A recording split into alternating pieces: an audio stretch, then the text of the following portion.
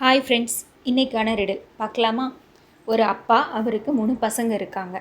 அவங்க அப்பாவுக்கு திடீர்னு உடம்பு முடியாமல் போகுது.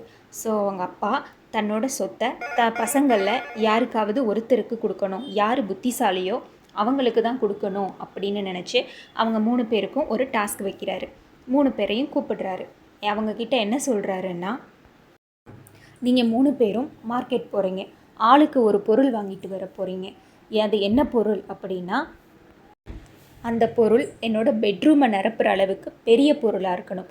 அதே சமயம் உங்களோட ஷர்ட் பாக்கெட்டில் வைக்கக்கூடிய அளவுக்கு சின்ன பொருளாகவும் இருக்கணும்.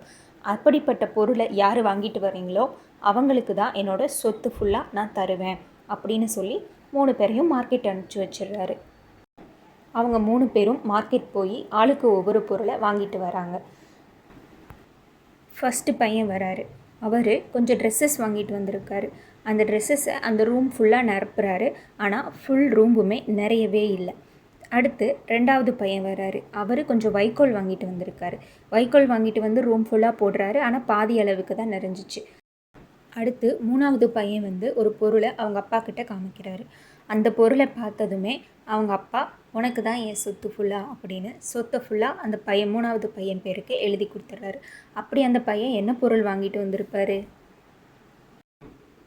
அந்த பையன் வாங்கிட்டு வந்தது ஒரு தீப்பெட்டி.